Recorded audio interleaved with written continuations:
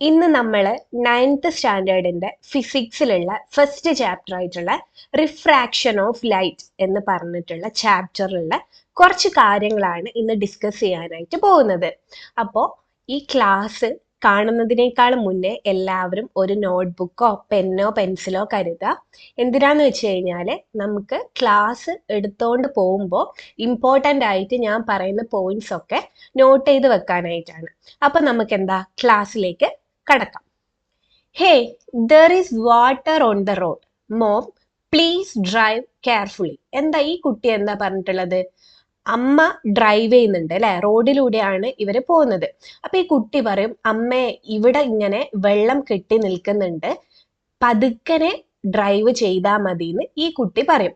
അപ്പൊ ഈ അമ്മ എന്ത് പറയും? It is summer now, no chance of water logging, see when you reach there. അപ്പൊ അമ്മ എന്ത് പറയും? ഇത് സമ്മറാണ്, വേനൽക്കാലാണ്, വെള്ളം റോഡിൽ വരാൻ ഒരു ചാൻസും ഇല്ല, അവിടെ എത്തുമ്പോൾ നീ കണ്ടോളൂ എന്ന് പറയും. നിങ്ങൾ കണ്ടിട്ടുണ്ടോ ഇങ്ങനെ? നമ്മൾ വേനൽക്കാലത്തൊക്കെ ഉച്ച സമയത്ത് നല്ല ചൂടായിരിക്കും അല്ലെ, ആ ചൂടുള്ള സമയത്ത് റോഡിലൂടെ പോകുമ്പോൾ റോഡിൽ ഇങ്ങനെ വെള്ളം കെട്ടി നിൽക്കുന്നതായിട്ട് കാണാനായിട്ട് പറ്റും. ഇതിന്റെ കാരണം എന്താണെന്ന് നമ്മൾ ഈ ചാപ്റ്ററിൽ പഠിക്കും. ഇപ്പൊ തന്നെ ഇതിന്റെ കാരണം എന്താന്ന് ഞാൻ പറഞ്ഞു തരുന്നില്ല. നമ്മൾ പോകെ പോകെ ഓരോരോ കാര്യങ്ങൾ പഠിച്ച് ഇതിന്റെ റീസൺ എന്താണെന്ന് നമുക്ക് നോക്കാം. Many of such experiences are related to the various phenomena of light.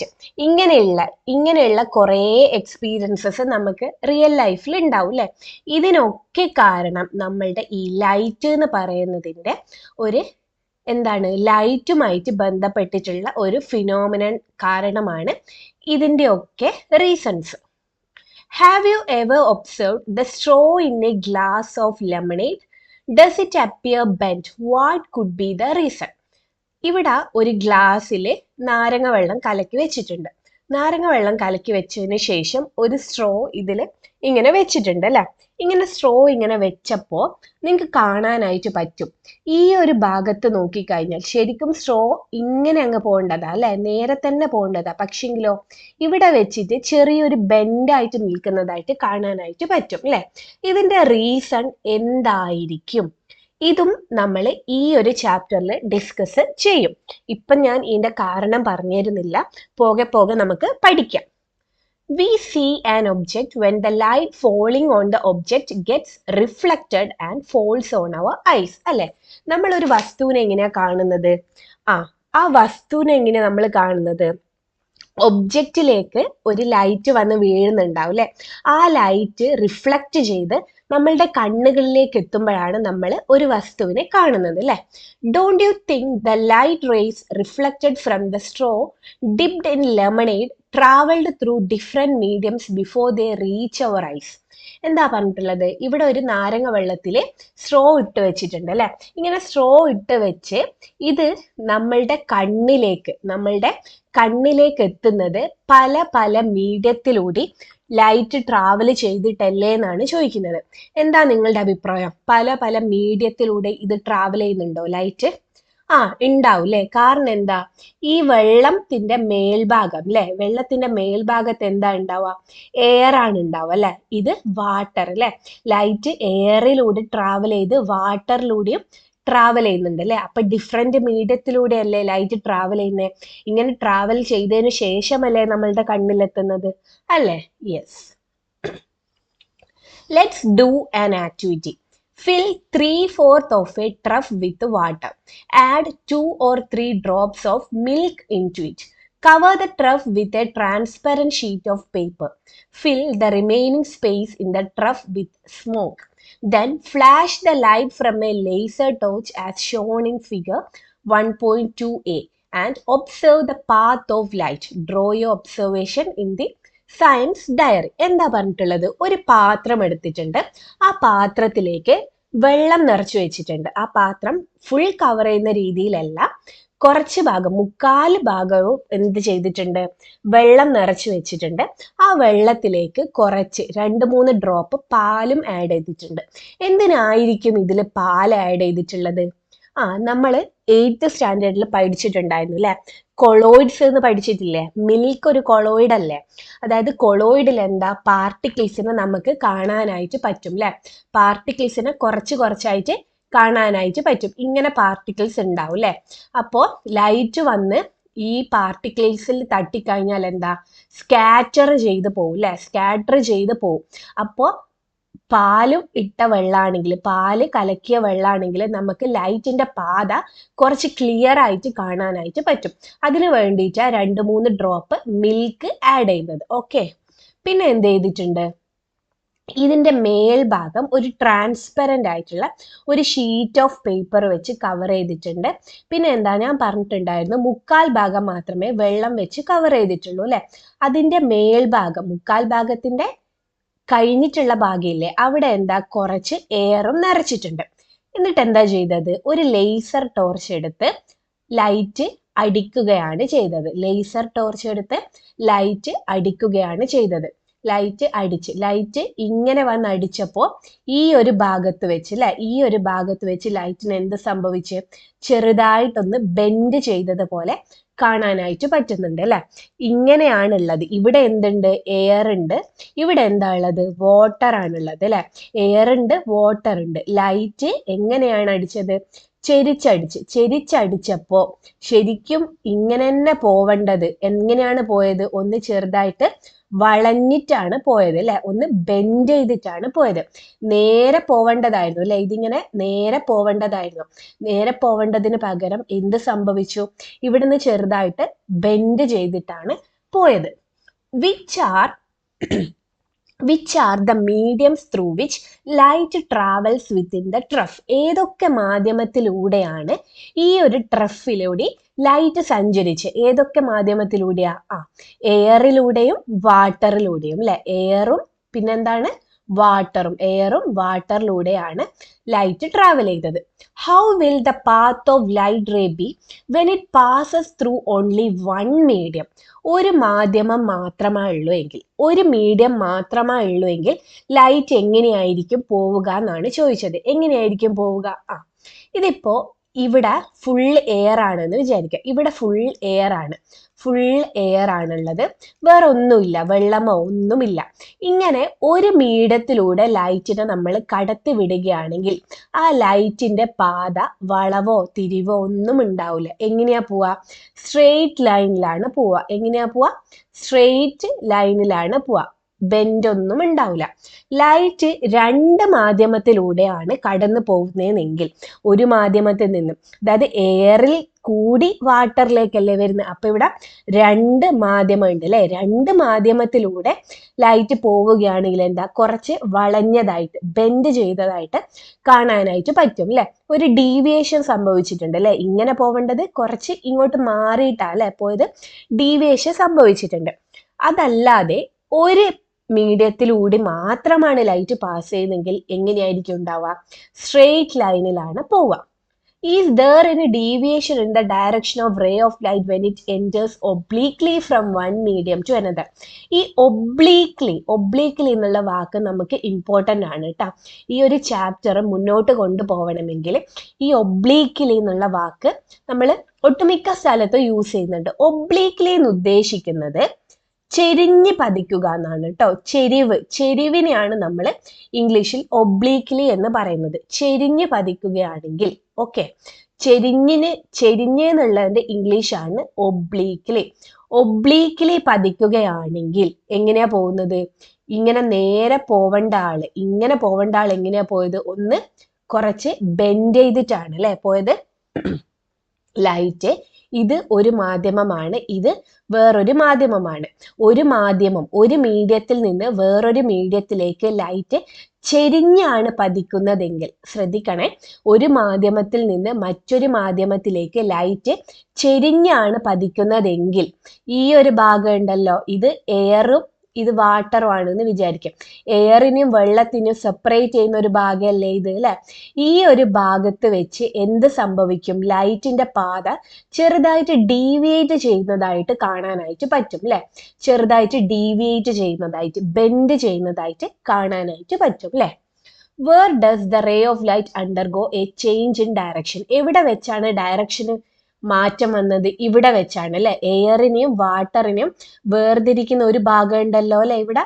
ഈ ഒരു ഭാഗത്ത് വെച്ചാണ് എന്ത് സംഭവിച്ചത്? ഡയറക്ഷന് മാറ്റം വന്നത്. At the surface of separation of two media അല്ലെ.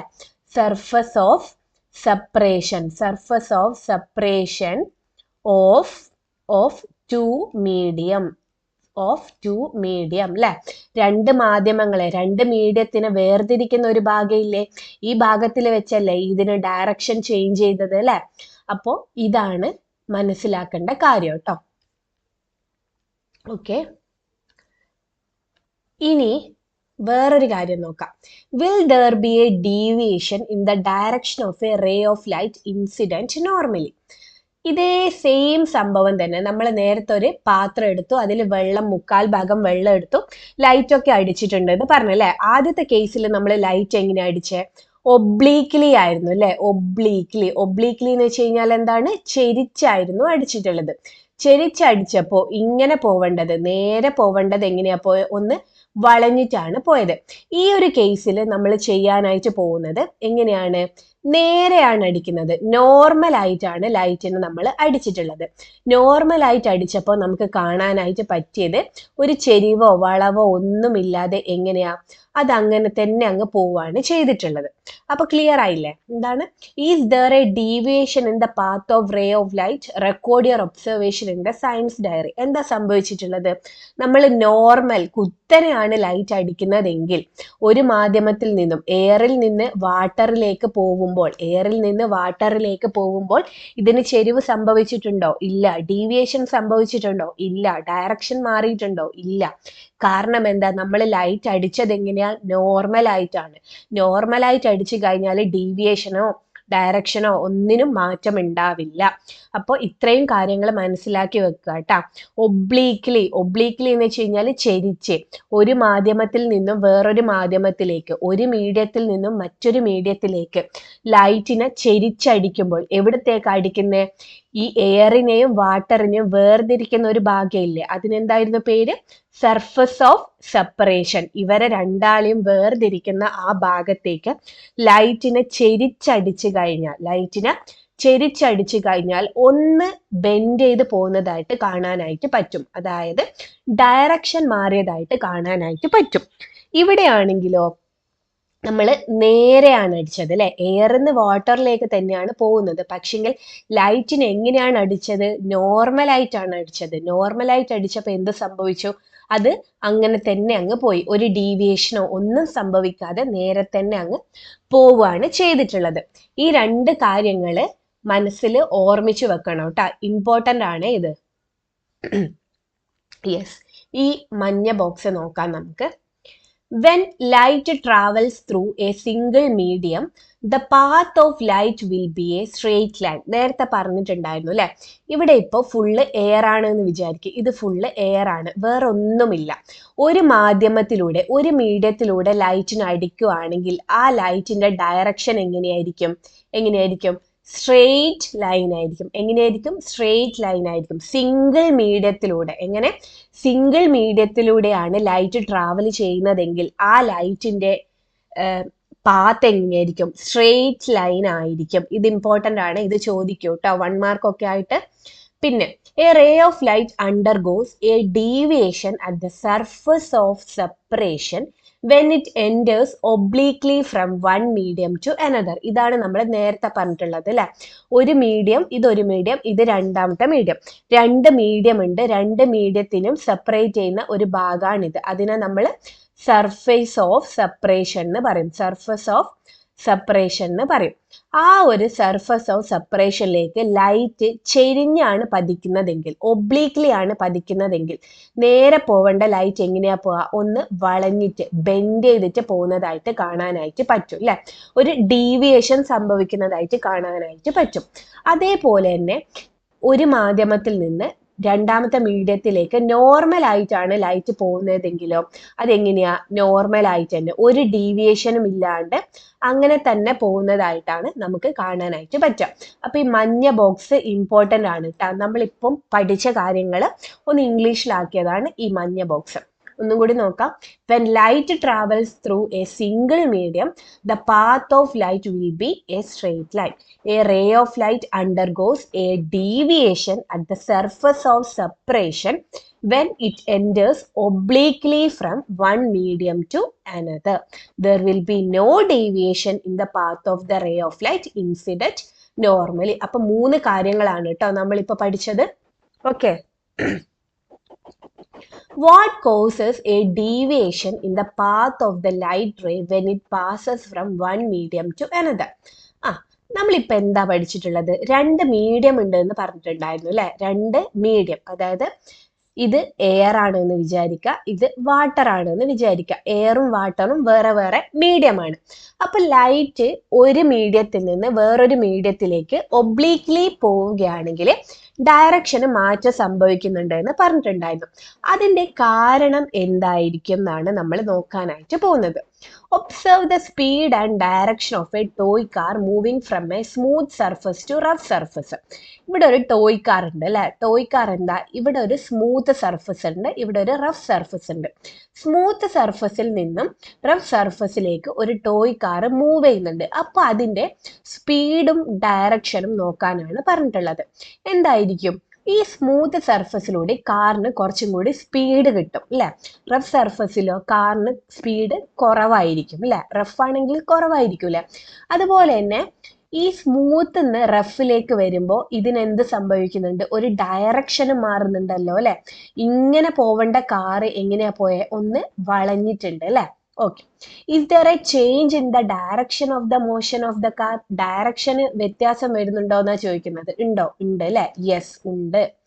Where does this change occur? എവിടെയാണ് ഈ ചേഞ്ച് സംഭവിച്ചത്? ഈ സ്മൂത്ത് സർഫസിനും റഫ് സർഫസിനും വേർതിരിക്കുന്ന ഈ ഒരു ഭാഗം ഇല്ലേ, ഈ ഭാഗത്തിൽ വെച്ചാണ് എന്ത് സംഭവിച്ചിട്ടുള്ളത്? ഈ ഒരു ചേഞ്ച് സംഭവിച്ചിട്ടുള്ളത് അല്ലെ? Did the car move with the same speed on both surface? ഈ സ്മൂത്ത് സർഫസിലുള്ള സ്പീഡിൽ തന്നെയാണോ റഫ് സർഫസിലുള്ള സ്പീഡ് എന്നാണ് ചോദിക്കുന്നത്. ആണോ? അല്ല അല്ലെ? നോ. ഇനിയാണ് നമ്മൾ ഒരു ഇമ്പോർട്ടൻ്റ് ആയിട്ടുള്ള കാര്യം പഠിക്കാനായിട്ട് പോകുന്നത്.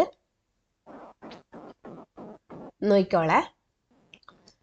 The change in direction is caused by the change in the speed of the car as it moves from one surface to another. For example, ഇതിപ്പോ ഒരു സ്ട്രെയിറ്റ് ആയിട്ടുള്ള റോഡ്, ഇത് കഴിഞ്ഞ പാട് ഭയങ്കരമായിട്ടുള്ള ഒരു വളവാണ് വരുന്നത്. ഓക്കെ, ഇവിടുന്ന് ഒരു കാറ് പോകുന്നുണ്ട്. ഇതൊരു കാറാണെന്ന് സങ്കല്പിക്കാം. ഈ കാറിന്റെ സ്പീഡ് ഏകദേശം 100 ആണെന്ന് വിചാരിക്കും. 100 km/h ഇത് ട്രാവൽ ചെയ്യുന്നതെന്ന് വിചാരിക്കും. അപ്പോ എന്താ, ഈ കാറ് നല്ല സ്പീഡിലാണല്ലോ പോകുന്നത് അല്ലെ? നല്ല സ്പീഡിൽ പോയി ഇവിടെ എത്തുമ്പോൾ എന്ത് ചെയ്യും? ഇതേ സ്പീഡിൽ ഈ വളവ് വളക്കാൻ പറ്റുമോ? ഇല്ല അല്ലെ? നേരെ പോയി ഇനി എന്താ, ഇവിടുന്ന് ഡയറക്ഷൻ മാറുന്നുണ്ട് അല്ലെ? ഡയറക്ഷൻ മാറുന്നുണ്ട്. ഇത്രയും നേരം നേരെ ആയിരുന്നു നമ്മളുടെ ഡയറക്ഷൻ. ഇനി എന്താ, ഒന്ന് കർവ് ചെയ്യണം അല്ലെ? ഡയറക്ഷൻ മാറുന്നുണ്ട്. അപ്പൊ എന്ത് ചെയ്യും? ഇവിടുന്ന് ഒന്ന് ബ്രേക്ക് ചവിട്ടി സ്പീഡ് കുറക്കും അല്ലെ? സ്പീഡ് കുറച്ചിട്ടാണ് നമ്മളുടെ ഡയറക്ഷൻ മാറ്റുന്നത്. അതുപോലെ തന്നെയാണ് ഇവിടുത്തെ കേസും അല്ലെ? ഇവിടെ എന്താ, സ്മൂത്ത് സർഫസിൽ നല്ല സ്പീഡാണ്, റഫ് സർഫസിൽ സ്പീഡ് കുറവാണ്. അപ്പൊ സ്പീഡ് കുറക്കുന്നത് അല്ലെങ്കിൽ സ്പീഡ് മാറ്റുന്നതിന്റെ പിറകിലുള്ള കാര്യം എന്താ? ഡയറക്ഷൻ മാറ്റുക എന്നുള്ളതാണ് അല്ലെ? അപ്പൊ ഇവിടെ എന്താ പറഞ്ഞിട്ടുള്ളത്? The change in direction is caused by the change in the speed of the car as it moves from one surface to another അല്ലെ? ഈ ഒരു കാറിന്റെ ഡയറക്ഷൻ മാറാനുള്ള കാരണം ആരാ? സ്പീഡാണ് അല്ലെ? Okay. The speed of light is different in different medium. എന്താണ് speed? Air ഉണ്ട് അല്ലെ? ഇവിടെ എയർ ഉണ്ട്, ഇവിടെ എന്തുണ്ട്? വാട്ടർ ഉണ്ട്. ഈ എയറിലൂടെ ലൈറ്റ് ഇങ്ങനെ പോകും, വാട്ടറിലൂടെ എന്താ, ലൈറ്റ് ഇങ്ങനെ പോകും. എയറിലൂടെ ലൈറ്റ് പോകുന്ന സ്പീഡും വാട്ടറിലൂടെ ലൈറ്റ് പോകുന്ന സ്പീഡും രണ്ടും വ്യത്യാസമുണ്ട്. എയറിലൂടെ പോകുന്ന സ്പീഡിലായിരിക്കില്ല ലൈറ്റ് വാട്ടറിലൂടെ പോകുന്നത്. ഓരോ മീഡിയത്തിലൂടെയും ലൈറ്റ് പോകുന്ന സ്പീഡ് എന്തായിരിക്കും? വ്യത്യാസം ആയിരിക്കും. അതാണ് ഇവിടെ പറഞ്ഞിട്ടുള്ളത്. The speed of light is different in different medium. The change in the speed of light causes the change in the direction of the ray of light when it passes from one medium to another. നമ്മൾ air എന്ന് പറഞ്ഞ് water എന്ന് പറഞ്ഞ് രണ്ട് medium ഉണ്ട്. Light ഒബ്ലീക്ലി വന്ന് ഇടിച്ച് കഴിഞ്ഞിട്ട് എന്താ, ഇവിടുന്ന് ഒരു ഡയറക്ഷൻ മാറിയിട്ട് പോകുന്നുണ്ട് അല്ലെ? ഡയറക്ഷൻ മാറിയിട്ട് പോകുന്നുണ്ട്. ഈ ഡയറക്ഷൻ മാറിപ്പോവാനുള്ള കാരണം ആരാണ്? സ്പീഡാണ് അല്ലെ? സ്പീഡ് ഓഫ് ലൈറ്റ് ആണ് ഡയറക്ഷൻ മാറിപ്പോവാനുള്ള കാരണം. അതെന്തുകൊണ്ടാ? എയറിലൂടെ ലൈറ്റ് പോകുന്ന വേഗത്തിലായിരിക്കില്ല വാട്ടറിലൂടെ ലൈറ്റ് പോകുന്ന വേഗം. എയറിലൂടെയുള്ള സ്പീഡ് ആയിരിക്കില്ല വാട്ടറിലൂടെ ലൈറ്റിന്റെ സ്പീഡ്. അത് രണ്ടിനും വ്യത്യാസമുണ്ട് അല്ലെ? ഈ സ്പീഡും വ്യത്യാസമുണ്ട്. അതുകൊണ്ടാണ് ഇവിടെ നിന്നൊരു ഡയറക്ഷൻ മാറ്റം വരുന്നത്. ഇത് ക്ലിയർ അല്ലേ? ഓരോ മീഡിയത്തിനും ഓരോ സ്പീഡായിരിക്കും. ഓരോ മീഡിയത്തിലൂടെ ലൈറ്റ് പോകുന്നത് വേറെ വേറെ സ്പീഡിലായിരിക്കും.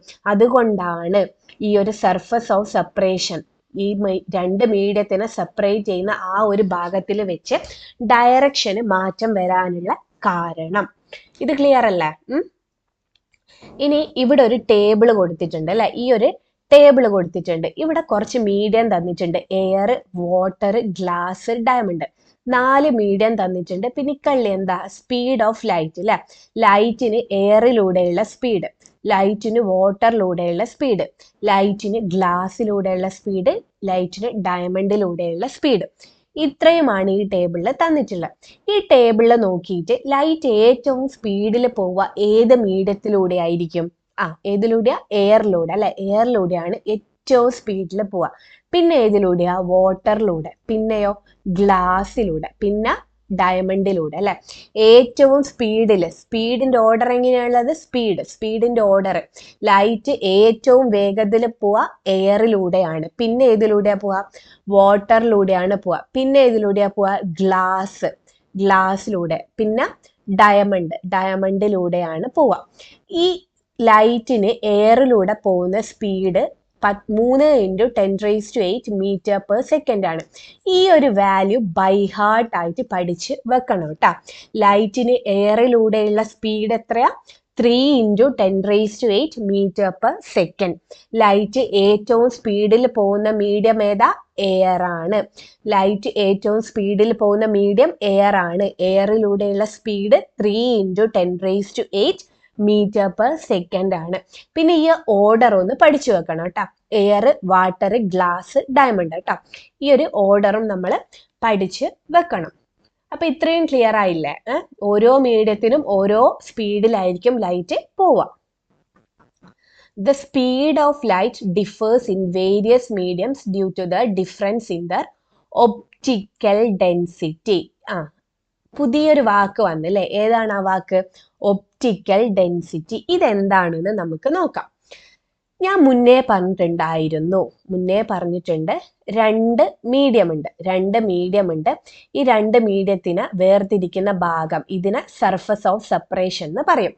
ഈ ഒരു സർഫസ് ഓഫ് സെപ്പറേഷനിൽ ലൈറ്റ് ഒബ്ലീക്ലി ചെരിഞ്ഞ് പതിച്ചു കഴിഞ്ഞാൽ നേരെ പോവേണ്ട ലൈറ്റ് എങ്ങനെ പോകും? ഒന്ന് വളഞ്ഞു പോകുന്നതായിട്ട് കാണാനായിട്ട് പറ്റും.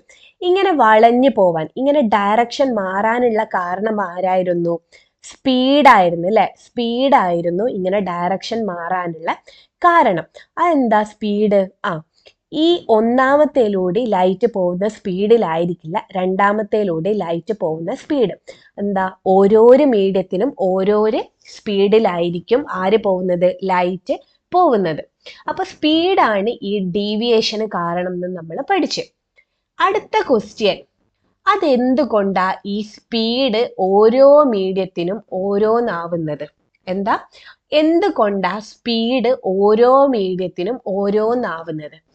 അത് എക്സ്പ്ലെയിൻ ചെയ്യുന്ന ആളാണ് ഒപ്റ്റിക്കൽ ഡെൻസിറ്റി. എന്താണ്? നമ്മൾ പഠിച്ചിട്ടുണ്ടായിരുന്നു, ഇങ്ങനെ ഒരു മീഡിയത്തിൽ നിന്ന് വേറൊരു മീഡിയത്തിലേക്ക് ലൈറ്റ് പോവുകയാണെങ്കിൽ ഡയറക്ഷന് മാറ്റം വരുന്നുണ്ട്. അതിന്റെ കാരണം ആരാ? സ്പീഡാണ് അല്ലെ? ഓരോ മാധ്യമത്തിനും ഓരോ മീഡിയത്തിനും ഡിഫറെന്റ് സ്പീഡ് ആയിരിക്കും. അതാണ് അതിന്റെ കാരണം. അടുത്ത ക്വസ്റ്റ്യൻ, ഈ സ്പീഡിൽ വ്യത്യാസം വരാനുള്ള കാരണം എന്താണ്? സ്പീഡിൽ വ്യത്യാസം വരാനുള്ള കാരണക്കാരനാണ് ഒപ്റ്റിക്കൽ ഡെൻസിറ്റി. ആരാണ് കാരണക്കാരൻ? Optical density. അപ്പൊ നമുക്ക് പറയാം, ഒരു മാധ്യമത്തിലൂടെ ഒരു മീഡിയത്തിലൂടെ ലൈറ്റ് പോവുമ്പോൾ ലൈറ്റിനെ ഇൻഫ്ലുവൻസ് ചെയ്യുന്ന ലൈറ്റിന്റെ സ്പീഡിനെ സ്വാധീനിക്കുന്ന ആളാണ് ആര്? Optical density. ഒന്നുകൂടി പറഞ്ഞുതരാം. ലൈറ്റ് ഒരു മീഡിയത്തിലൂടെ പോവുകയാണെങ്കിൽ ആ ലൈറ്റിന്റെ സ്പീഡിനെ ഇൻഫ്ലുവൻസ് ചെയ്യുന്ന സ്വാധീനിക്കുന്ന ആളാണ് ഒപ്റ്റിക്കൽ ഡെൻസിറ്റി. ക്ലിയർ ആയോ? ഒന്നുകൂടി പറഞ്ഞുതരാം.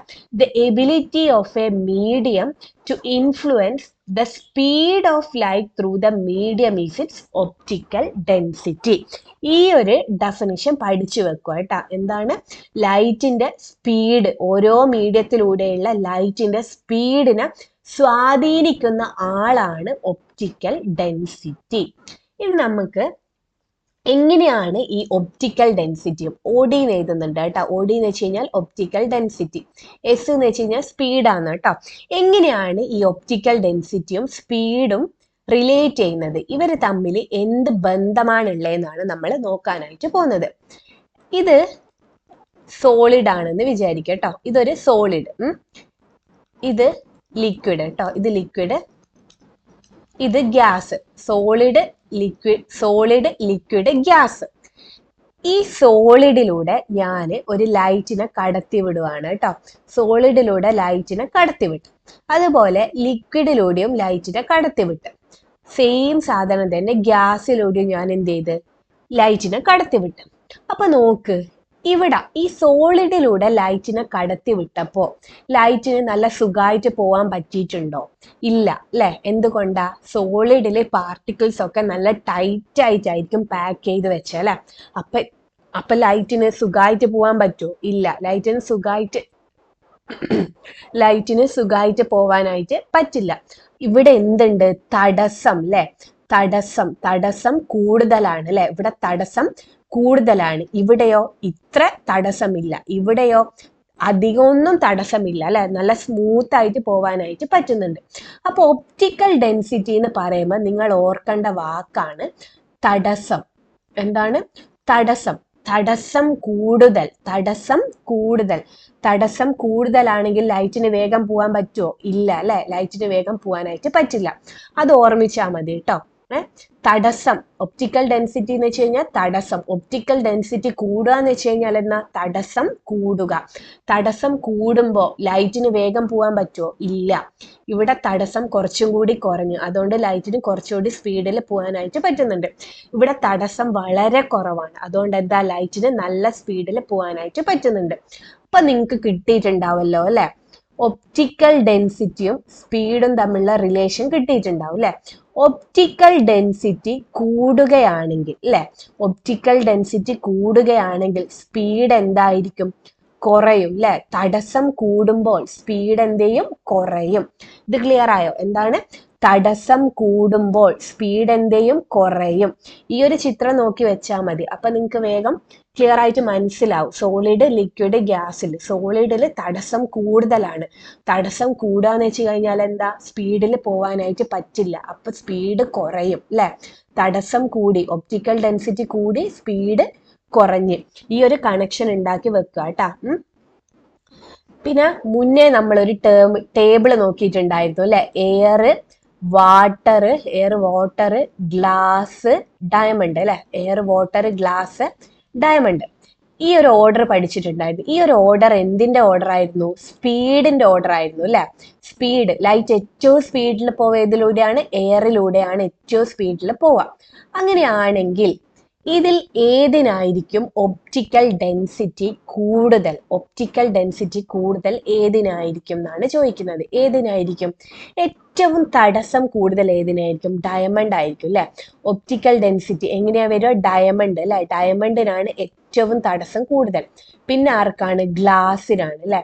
പിന്നെ ആർക്കാണ്? വാട്ടറിനാണ്. പിന്നെ ആർക്കാ? എയറിനാണ് അല്ലെ. ഏറ്റവും തടസ്സം കൂടുതൽ, ഒപ്റ്റിക്കൽ ഡെൻസിറ്റി കൂടുതൽ ആർക്കാ? ഡയമണ്ടിന്. എന്നിട്ട് ഗ്ലാസിന്, വാട്ടറിന്, എയറിന്. സ്പീഡ് കൂടുതൽ ആർക്കാ? സ്പീഡ് ഏറ്റവും കൂടുതൽ ആർക്കാ? സ്പീഡ് എയറിനാണ് ഏറ്റവും കൂടുതൽ. പിന്നെ വാട്ടറിനാണ്. പിന്നെ എന്തിനാണ്? ഗ്ലാസിനാണ്. പിന്നെ ലാസ്റ്റ് ആണ് ഡയമണ്ട് വരുന്നത് അല്ലെ. അപ്പൊ ഒപ്റ്റിക്കൽ ഡെൻസിറ്റിയും സ്പീഡും തമ്മിലുള്ള റിലേഷൻ മനസ്സിലാക്കി വെക്കുക കേട്ടോ. ഒപ്റ്റിക്കൽ ഡെൻസിറ്റി എന്ന് വെച്ച് കഴിഞ്ഞാൽ തടസ്സം കൂടുമ്പോൾ സ്പീഡ് കുറയും. അത് ഓർമ്മിച്ച് വെക്കുക കേട്ടോ. Okay. The speed of light will be lower in a medium of higher optical density. അല്ലെ, എന്താ പറഞ്ഞിട്ടുള്ളത്? ലൈറ്റിന്റെ സ്പീഡ് കുറവായിരിക്കും. ഏതില്? Medium of higher optical density കൂടുതലുള്ളതിൽ സ്പീഡ് കുറവായിരിക്കും. ഇങ്ങനെയുള്ള മീഡിയത്തിനെ നമ്മൾ ഡെൻസർ മീഡിയം എന്ന് പറയും. എന്താണ്? ഒപ്റ്റിക്കലി ഡെൻസർ മീഡിയം എന്ന് പറയും. ഒപ്റ്റിക്കൽ ഡെൻസിറ്റി കൂടുതലുള്ള മീഡിയത്തിനെ നമ്മൾ വിളിക്കുന്ന പേരാണ് ഒപ്റ്റിക്കലി ഡെൻസർ മീഡിയം. ഇതേപോലെ തന്നെ ഒപ്റ്റിക്കൽ ഡെൻസിറ്റി കുറവാണെങ്കിൽ അതിനെ വിളിക്കുന്ന പേരാണ് ഒപ്റ്റിക്കലി റെയറർ മീഡിയം എന്ന് വിളിക്കുന്നത്. അപ്പൊ ഒപ്റ്റിക്കൽ ഡെൻസിറ്റി കുറവാണ്, തടസ്സം കുറവാണെങ്കിൽ സ്പീഡിൽ പോവാനായിട്ട് പറ്റും അല്ലെ. ഓക്കെ, ഇത് മനസ്സിലാക്കി വെക്കുക. ഒപ്റ്റിക്കൽ ഡെൻസിറ്റി കൂടുതലുള്ളിടത്തിൽ ഒപ്റ്റിക്കൽ ഡെൻസിറ്റി കൂടുതലുള്ള മീഡിയത്തിനെ വിളിക്കുന്ന പേരാണ് optically denser medium. Optical density തടസ്സം കൂടുതലാണെങ്കിൽ സ്പീഡ് കുറവായിരിക്കും. ഇവിടെ നോക്ക്, ഒപ്റ്റിക്കൽ ഡെൻസിറ്റി കുറവാണെങ്കിൽ അതിനെ വിളിക്കുന്ന പേരാണ് optically rarer medium. Optical density കുറവാണെങ്കിൽ തടസ്സം കുറയുമ്പോൾ സ്പീഡിൽ പോകാനായിട്ട് പറ്റും. ഇത് ഓർമ്മിച്ച് വെക്കുക കേട്ടോ. Arrange the mediums in table 1.1 in the increasing order of there optical density. Increasing ഓർഡറിൽ എഴുതാനാണ് പറഞ്ഞിട്ടുള്ളത്. ഏതാ? ഡയമണ്ടിന് ഏറ്റവും കൂടുതൽ, പിന്നെ ആർക്കാണ്? ഗ്ലാസിനാണ് അല്ലെ. ഗ്ലാസിന്, പിന്നെ ആർക്കാണ്? വാട്ടറിനാണ്. ഏറ്റവും ലാസ്റ്റ് ആണ് ആർക്ക്? എയറിന് വരുന്നത്. അപ്പൊ ഇത്രയുമാണ് നമ്മൾ ഇന്ന് ഈ വീഡിയോയിൽ നോക്കിയത്. ഇത് വരെ എടുത്തത് എന്തെങ്കിലും ഡൗട്ട് ഉണ്ടെങ്കിൽ കമന്റ് സെക്ഷനിലൂടെ അറിയിക്കുക കേട്ടോ. ഞാനത് ക്ലിയർ ചെയ്ത് തരും. അപ്പൊ ബാക്കി കാര്യങ്ങൾ നമുക്ക് നെക്സ്റ്റ് ക്ലാസ്സിൽ നോക്കാം. Thank you.